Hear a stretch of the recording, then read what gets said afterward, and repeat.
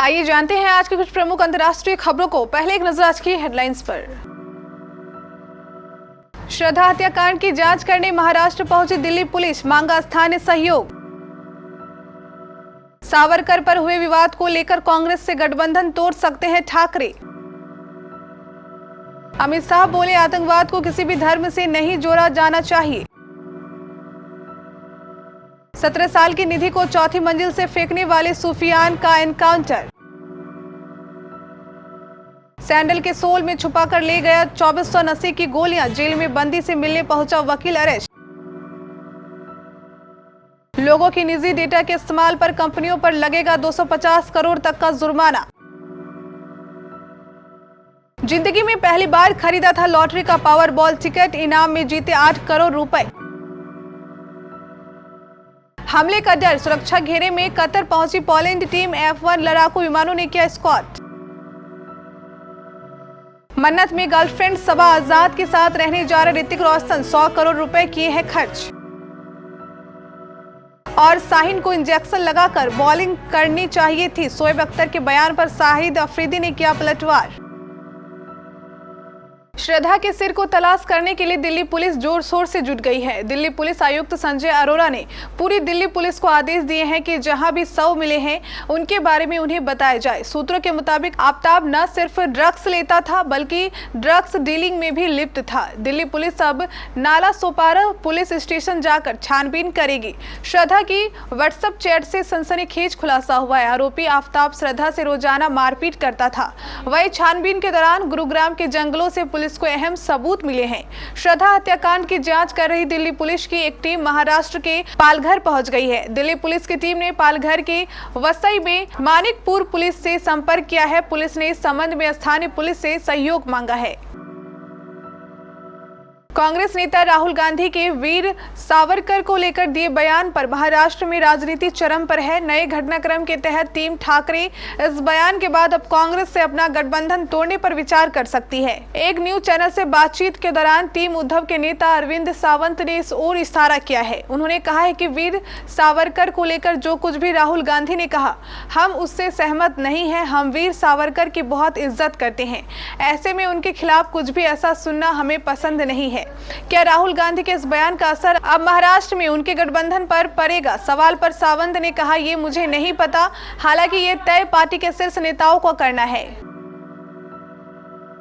केंद्रीय गृह मंत्री अमित शाह ने शुक्रवार को काउंटर टेररिज्म फाइनेंसिंग पर तीसरे नो मनी फॉर टेरर मंत्री स्तरीय सम्मेलन में हिस्सा लिया। सम्मेलन को संबोधित करते हुए अमित शाह ने कहा कि हम ये मानते हैं कि आतंकवाद के खतरे को किसी धर्म, राष्ट्रीयता या समूह से नहीं जोड़ा जा सकता है और न ही इसे जोड़ा जाना चाहिए। दिल्ली में स्थित होटल ताज पैलेस में आतंकवाद रोधी वित्त पोषण पर आतंक के लिए कोई धन नहीं विषय पर आयोजित तीसरे मंत्री स्तरीय सम्मेलन का आयोजन हो रहा है। केंद्रीय गृह मंत्री अमित शाह ने आगे कहा कि आतंकवाद का वित्त पोषण आतंकवाद से कहीं अधिक खतरनाक है। आतंकवाद वैश्विक शांति और सुरक्षा के लिए सबसे गंभीर खतरा है और आतंकवादी को संरक्षण देना आतंकवाद को बढ़ावा देने के बराबर है। उत्तर प्रदेश की राजधानी लखनऊ में 17 साल की निधि गुप्ता को मौत के घाट उतारने वाला आरोपी सुफियान पुलिस एनकाउंटर में घायल हो गया है। आरोपी के पैर में गोली लगी है। दुबुग्गा थाना पुलिस ने मुठभेड़ के बाद सुफियान को गिरफ्तार कर लिया और उसे इलाज के लिए अस्पताल ले जाया गया है। यूपी पुलिस ने सुफियान में 25,000 रुपए का इनाम घोषित कर रखा था। सुफियान की गिरफ्तारी के 5 टीमों का गठन किया गया था। उसके प्रदेश के बाहर जाने की आशंका जताई जा रही थी। हालांकि पुलिस की सख्ती के चलते आरोपी लखनऊ से बाहर नहीं भाग सका था। दरअसल लखनऊ के दुबग्गा थाना इलाके में रहने वाले सुफियान ने 17 साल की युवती निधि को छत से नीचे फेंक दिया था। मृतका की मां का कहना है कि आरोपी पिछले कई दिनों से उनकी बेटी को तंग कर रहा था और उसका वीडियो होने की बात कहकर धर्म परिवर्तन कर बेटी पर जबरन शादी करने का दबाव बना रहा था। मेरठ के चौधरी चरण सिंह जिला कारागार में उस समय हड़कंप मच गया जब एक शख्स नशे की ढेर सारी गोलियां लेकर जेल पहुंचा। उसने सैंडल के सोल में नशे की गोलियों को छुपाया हुआ था। जेल कर्मियों ने आरोपी को पकड़ा और पुलिस के हवाले कर दिया। पकड़े गए आरोपी ने वकील की ड्रेस पहनी हुई थी और वो बंदी का अधिवक्ता बताया जा रहा है। जानकारी के मुताबिक दोपहर 3 बजे बंदियों से मिलने कई वकील जेल परिसर पहुंचे। जेल के तीनों गेटों पर सभी की चेकिंग हुई और बंदियों से उनकी मुलाकात कराई गई। आरोप है कि कि इस दौरान शराब तस्करी के आरोप में बंद एक बंदी से मिलने के लिए अनुज गुप्ता नाम का शख्स पहुंचा। दोनों की काफी देर तक बात हुई। इस दौरान अनुज गुप्ता ने अपना सैंडल उतारकर बंदी को दे दिए और बंदी की पुरानी चप्पल पहन ली।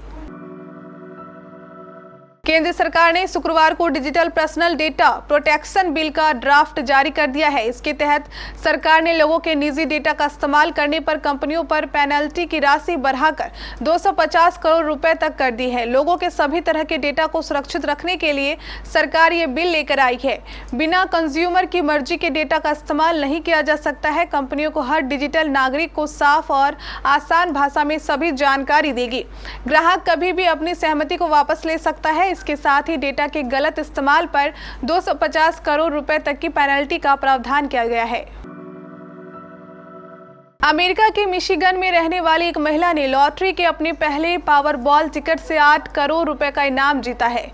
रिपोर्ट के मुताबिक जोनी थॉमसन नाम की इस महिला ने इसी महीने पहली बार पावरबॉल टिकट खरीदा था। महिला के मुताबिक उसने यह टिकट मिशिगन के स्टैंडवुड में स्थित कंट्री कॉर्नर सुपरमार्केट से खरीदा था। महिला ने कहा कि उसने पहले कभी भी पावरबॉल टिकट नहीं खरीदा था, लेकिन इनाम की बड़ी बड़ी रकम देखकर उसने एक टिकट खरीद लिया।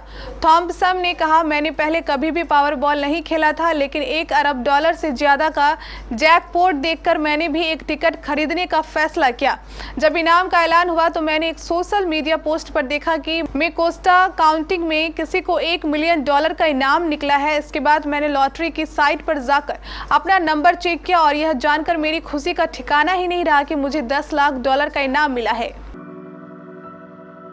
पोलैंड की राष्ट्रीय फुटबॉल टीम को फीफा विश्व कप के लिए कतर पहुंच गई है। रास्ते में टीम विमान को F-1 लड़ाकू विमानों द्वारा स्क्वाड किया गया। रूसी हमले के खतरा को देखते हुए पोलैंड सरकार ने यह कदम उठाया।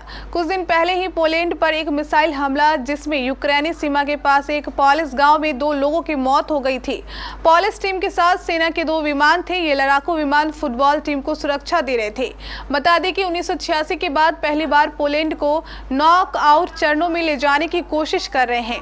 पोलैंड की राष्ट्रीय टीम के आधिकारिक ट्विटर अकाउंट ने पोस्ट किया, हमें F-1 विमानों द्वारा पोलैंड की दक्षिणी सीमा तक पहुंचाया गया, धन्यवाद और पायलटों को बधाई। बॉलीवुड अभिनेता ऋतिक रोशन और अभिनेत्री सबा आजाद ने अब तक एक साथ रहकर अपने रिश्ते को आगे बढ़ाने का फैसला किया है। मीडिया रिपोर्ट्स की माने तो दोनों बहुत जल्द एक लग्जरी फ्लैट में शिफ्ट होने वाले हैं। सबा और ऋतिक रोशन को अक्सर साथ में देखा जाता है। ज्यादातर कार्यक्रमों में दोनों एक साथ शामिल होते हैं। बताया जा रहा है कि मुंबई में मन्नत नाम का एक बिल्डिंग के अपार्टमेंट में ऋतिक रोशन और सबा आजाद साथ रहने वाले हैं। एक मीडिया रिपोर्ट के अनुसार कपल के नए फ्लैट पर रेनोवेट का काम चल रहा है, जिसके पूरा होने के बाद दोनों साथ में रहेंगे। रिपोर्ट में कहा जा रहा है कि ऋतिक रोशन ने बिल्डिंग में 2 अपार्टमेंट लिए, जिनके लिए उन्होंने करीब 100 करोड़ रुपए खर्च किए हैं। रिपोर्ट के मुताबिक ऋतिक रोशन ने जुहू वर्सोवा लिंक रोड के पास स्थित मन्नत में 2 अपार्टमेंट 97.50 करोड़ में खरीदे हैं।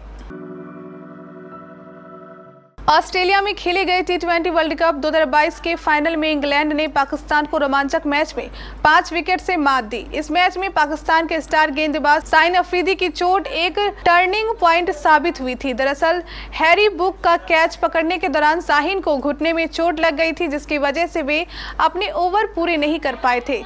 इसे लेकर शोएब अख्तर ने उन्हें घेरा था। अब शोएब के बयान पर शाहीन अफरीदी ने पलटवार किया है। दरअसल इंग्लैंड और पाकिस्तान के फाइनल मैच के बाद शोएब ने एक इंटरव्यू में शाहीन अफरीदी को दर्द निवारक इंजेक्शन लगाकर मैच पूरा करने की बात कही थी।